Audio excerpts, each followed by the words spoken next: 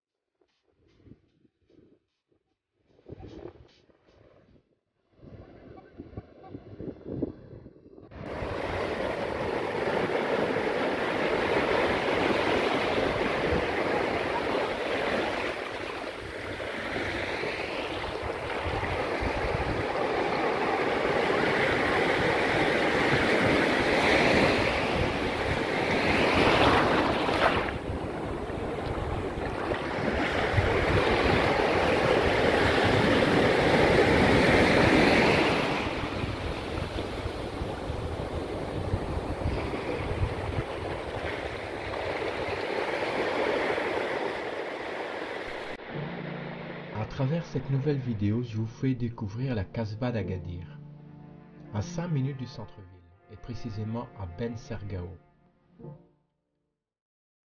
Vous y trouvez des artisans exceptionnels, des tailleurs de pierre,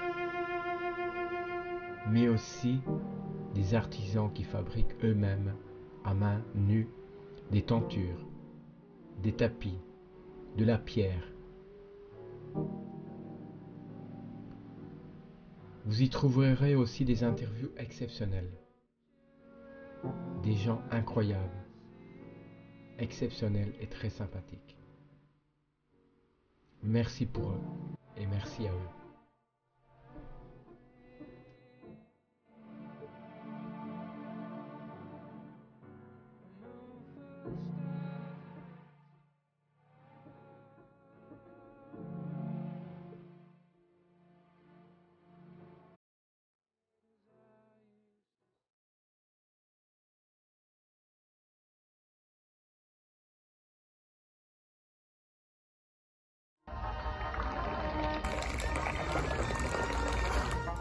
Bonjour tout le monde, bienvenue à la Casbah de Sousse. Tous les artisans de la Casbah de Sousse organisent un marché de Noël. Vous êtes tout le mois de décembre, vous êtes les bienvenus. Marhaba bikoum.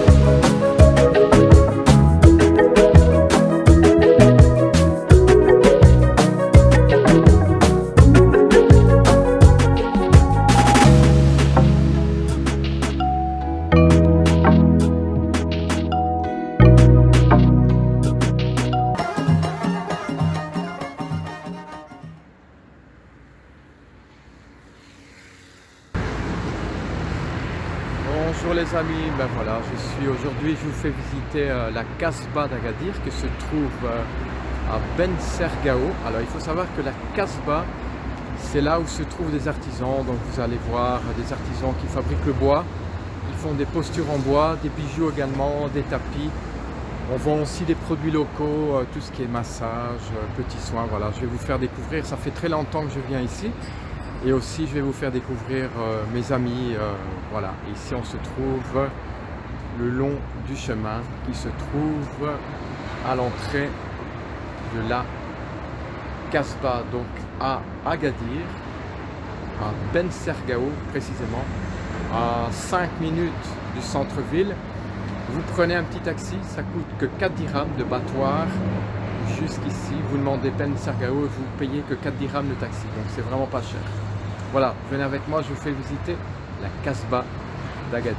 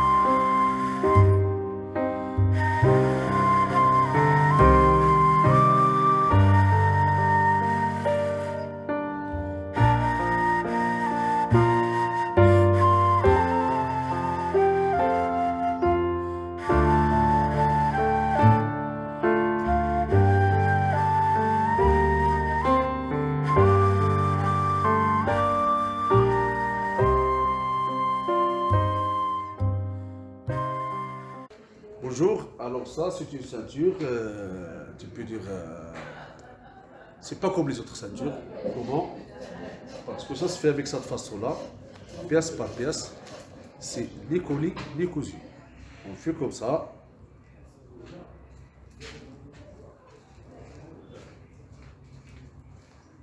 Pièce par pièce. Alors, pour fabriquer une ceinture comme ça, il faut beaucoup de cuir comme ça. C'est pas comme les autres. Ou bien comme ça, ou bien. Alors, l'avantage de cette ceinture-là, c'est que toutes les ceintures, n'importe, par tout le monde. Alors, derrière, dans les passants de jean et les côtés, lorsqu'on fait des mouvements, les ceintures, ça reste comme ça. Et comment ça s'appelle? Comment?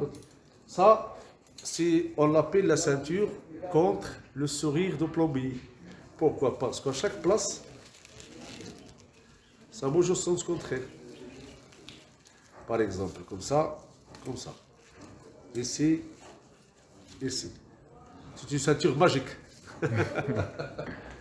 Alors les couleurs, tu peux trouver toutes les couleurs, comme ça. Il y a les ceintures double face, de couleurs différentes. Il y a les ceintures contre les voleurs. Si tu es pour des voleurs, il y a la solution. On sait mettre beaucoup. Tu peux mettre beaucoup de billets ici, et tu fermes, et voilà. Et voilà. Allez, bonne journée. Merci. Bonjour. Vous êtes de la France?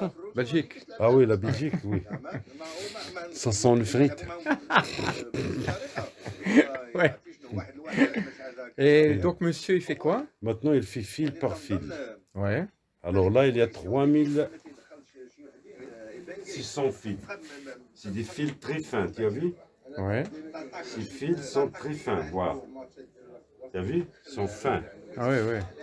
Alors que les fils là que vous voyez, c'est ça qui donne le couleur à la couverture. Ah, comme ici. Ouais. Ouais. Par exemple, là, on va travailler sur le blanc.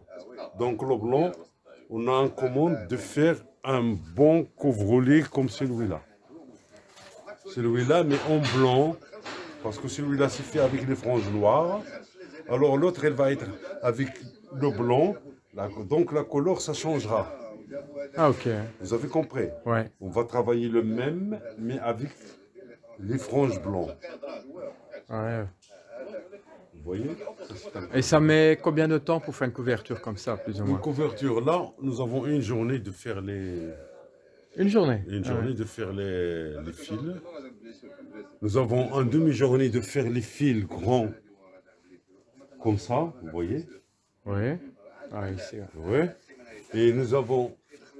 Et quand on termine là, on fait les bobines là. C'est les bobines qu'on fait dans cette navette. Vous voyez? La navette, elle est là. Voilà. Ah, voilà. Tu as vu? Ah oui, ça je... On fait les bobines comme celle-ci qu'on fait là pour le passer. Et quand on le passe, on pousse sur les pédales là. Il y a les deux pédales. Ah ouais. Les deux pédales, ça se fait. pour faire normal et pour faire des dessins comme ça. Parce que les dessins comme ça et les dessins comme ça se fait à la main. Ah, ok. Ça se fait avec les pédales. Avec les pédales, ouais, qu'on a vu là. Ouais, avec les pédales. On pourra faire grand comme ça, soit comme ça, vous voyez. C'est fait, on pourra aller faire des couvre-lits, couvre-canapé, rideaux, nappes. Et le coton qu'on travaille, c'est du coton pur, qui ne contient pas du synthétique. Il n'y a aucun synthétique. Bien naturel, ouais. Ouais, c'est naturel. Et là, c'est de la soie végétale. Là. C'est du sabra. On dit la soie des cactus. Ah, d'accord. Ah, ben c'est beau, hein. Zvena, comme on dit en arabe. Hein.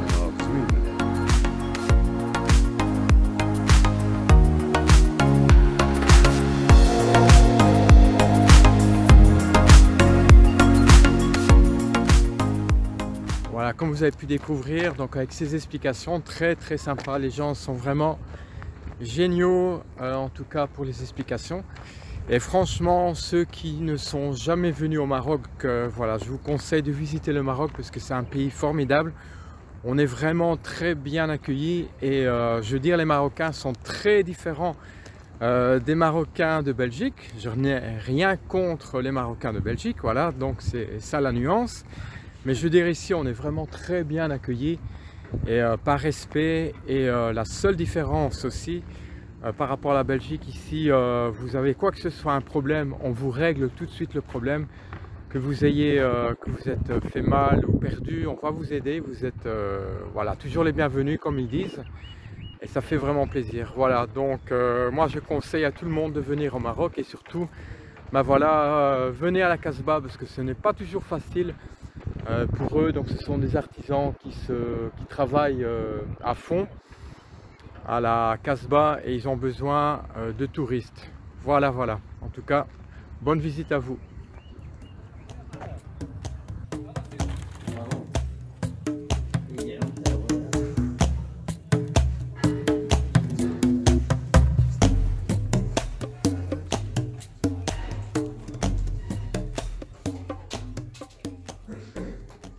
Voilà, ici les amis, je suis toujours à la Casbah chez Méziane qui va vous présenter les... Bonjour, ça va? Ça va bien? Vous allez bien? Très bien, très bien. Donc, on est à la Casbah. Vous êtes chez les herboristes. Travaillent tous les herbes donc, qui viennent de différentes régions du Maroc. Et qu'on vend soit pour les locaux, soit pour les touristes qui viennent visiter la Casbah. Voilà.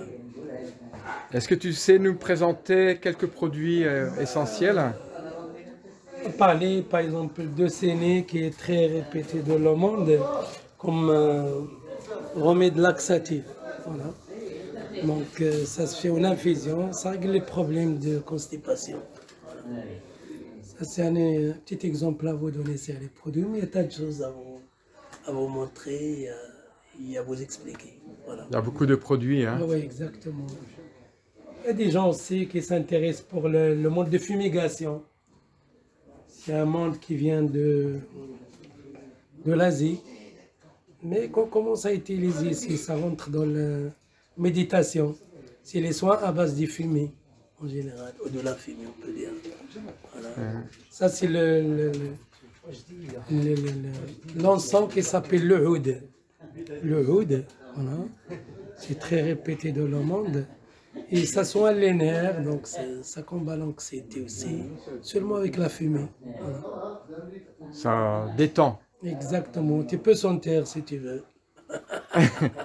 Ah, on va faire avec la caméra. Voilà. Ouais, je sens l'odeur, tu sens le loin, ça va. Voilà. Et bienvenue parmi nous à la Casbah. Est-ce que tu peux nous expliquer un peu, je vois, ça je connais le muscle. Les cubes que vous voyez là, ouais. C'est des cubes qui sont faits avec la cère d'abeille et les huiles essentielles. On les cerne les musulmans comme un parfum naturel, comme l'ambre par exemple, ou bien les muscs, ce qu'on dit parfum naturel, qui ne contient pas l'alcool. Ça nous permet d'entrer à la mosquée avec les parfums comme ça. Sinon, chez vous, dans la culture occidentale, vous servez beaucoup les blocs comme ça pour la protection des vêtements, anti-mite, etc. Ou bien comme un parfum de toilette. Voilà. Ok. Merci beaucoup. Ça fait plaisir et bienvenue. Hein. Ça fait plaisir. Voilà. Ah, les épices pour les gens qui les demandent, les présentent. Mais normalement, je suis de le côté bien-être. Ça, c'est un exemple de travail. Par exemple, quand un patient nous demande le remède, par exemple, pour la santé, bah, c'est marqué posologie, après durée du traitement et bah, aussi le mode de préparation. Voilà. Bonjour, salut tout le monde. Là, je suis dans mon atelier, donc je m'appelle Ismaël, donc je travaille ce bois-là depuis, je peux dire, 14 ans. Sinon, le bois que je travaille, c'est du tuya. Et le tuya, avant de travailler, c'est comme ça brut, pour vous montrer. Et même, j'ai un tour à bois, donc on les détaille tout des piècements comme ça. On a encore même le bois de noyer aussi, parce que le tuya et le noyer, on utilise le bois. Sinon, c'est un moudra qu'on peut visser là, on le met dans le tour. Une fois que ça tourne, c'est avec des ciseaux, on travaille des formes. Dès qu'on a eu les formes, ça c'est brut, et des boîtes aussi qui sont brutes. Bon, après, c'est bien pensé. On pense avec des papiers de verre en différentes tailles, jusqu'à ce que ça devienne lisse. Et on passe l'huile de table. L'huile de table, c'est pour nourrir le bois, pour sortir les veines du bois. Mais après, il y a un vernis qu'on utilise pour que ça soit brillant comme ça. Et le vernis qu'on utilise, c'est naturel aussi, c'est de la gomme laque. Et la gomme laque, c'est la résine d'arbre, et c'est ça. Ça vient d'un arbre, mais on le fait fondre avec l'alcool à brûler à 90 degrés. Ça fond de l'alcool, ça donne un liquide, voilà. Et après, c'est ce que j'appelle le vernis au tampon. C'est avec un tampon, c'est un chiffon avec un morceau de coton, avec des boules, on met chaque fois on met des gouttes et on frotte avec. Et à la fin, on arrive à voir une finition comme ça. Donc, ça ne durait, pour faire briller une pomme comme ça ne durait jusqu'à 1 heure, 10 fois 1h30 que de frotter, jusqu'à ce que ça devient brillant. Et après, on peut remarquer sur le tuya qu'on a deux parties d'arbres différents. Tu as une partie qui est foncée, comme ça, et une partie qui est claire. Bon, la différence entre les deux, que ça c'est dans la racine de tuya, et ça c'est dans le tronc d'arbre. Après, on ajoute la marqueterie, on a des autres bois, pour décorer le bois comme ce travail-là. Ça c'est le bois de citronnier, pour l'avoir mieux ici. Ce qui est jaune, c'est le bois de citronnier. Et le noir aussi, le noir normalement c'est le bois d'ébène, mais l'ébène on n'a pas au Maroc, c'est un bois qui coûte très cher, mais c'est de citronnier aussi, mais brûlé, ou bien noirci, il devient noir comme l'ébène. Plus que ça, on utilise la nacre aussi, du coquillage, et tu as un fil qui brille là. Et le fil qui brille là, c'est de l'aluminium. Et l'aluminium, c'est la récupération des boîtes pour les bébés, boîtes conserve de gigose. On est encore là. Alors, on prend les boîtes là, on les récupère et on les incruste ici. Et à part ça, on fait des belles choses comme la pomme que j'ai montrée. Si vous devinez ce qu'il y a dedans, c'est quelque chose qui ne se mange pas. Ah ah, suspense. On les arrange sur la table. Attention, on va ouvrir. Ah, voilà. Les cure-dents, voilà. En plus, c'est une pomme astucieuse, donc tu fais soit comme ça ou tu peux même poser la boîte sur la table. On peut l'ouvrir celui-là comme ça. Ah ouais, d'accord. Prenez vos cure-dents. De 3 qui sortent. Ah, ouais. Ok. Un bon rangement pour les cure-dents. Ouais. Très pratique en tout cas. Exactement. Et après, on fait des belles boîtes pour l'apéro aussi. Des belles boîtes si vous avez des invités et vous voulez boire un coup avec eux. Tournez le couvercle. Cacahuètes, pistaches, des amandes, boîte à bijoux, boîte à... pour mettre ce qu'on veut quoi. Super.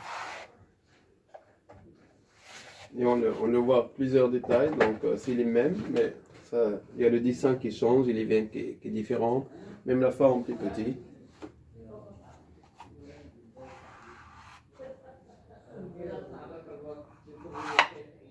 Et je vois aussi les boîtes à mouchoirs. Ouais, même les boîtes à mouchoirs aussi, ouais.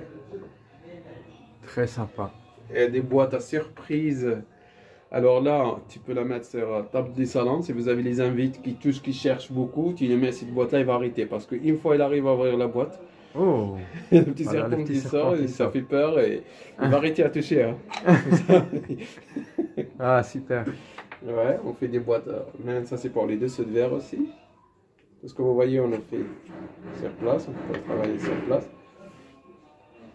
On fait des coupelles, les jeux jeux de de dames. solitaire, des boîtes à bijoux avec une petite clé et un compartiment dedans. Des boîtes pour les dominos aussi. Ah oui, rangement de domino, ouais. Ouais. Pour jouer 4-21, pour jouer Williams. Rangement des dés. Ouais. Et après, le reste, un petit coupelle, ça c'est pour le bureau, ouais, des le pots à courrier. crayon, et les jeux Tout ça bien d'échecs bon. aussi.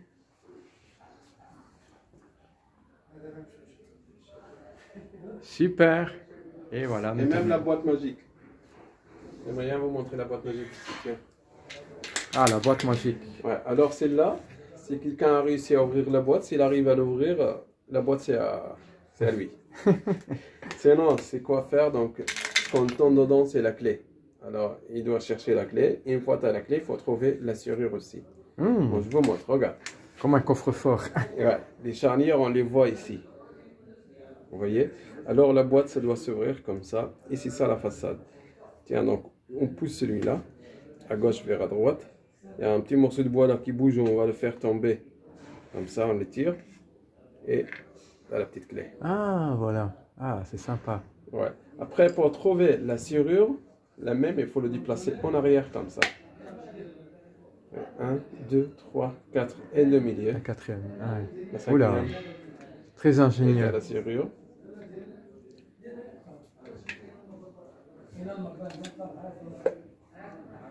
Ah, génial. Là, on peut mettre beaucoup de bijoux ou de l'argent. Ouais. Plus que ça, le tuyau avec un odeur, ça sent très fort et ça sent bon. Sent? Oui, je l'avoue. Effectivement. Très bonne odeur. Et voilà. C'est un bois royal chez nous. Pourquoi? Parce que tous les palais royaux, ils sont décorés avec ce bois-là. Ah bah super. Voilà, ben écoutez, merci beaucoup à Ismaël pour les explications. Merci beaucoup. À bientôt. À bientôt. Et...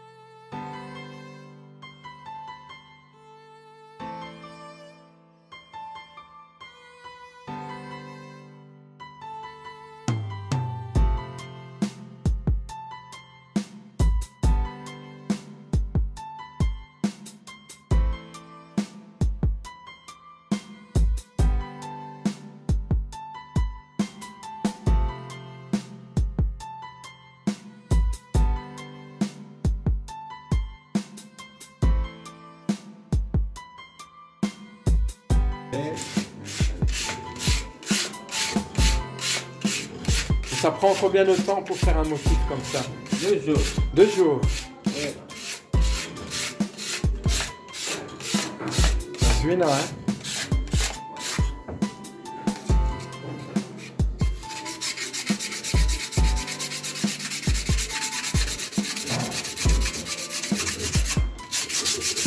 C'est choukran.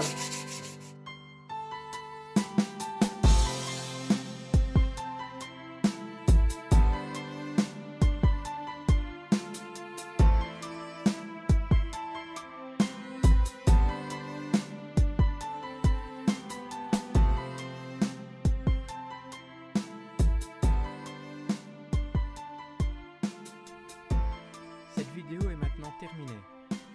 Si le cœur t'en dit, tu peux la liker, la commenter, la partager. Et le plus important pour moi, c'est de t'abonner.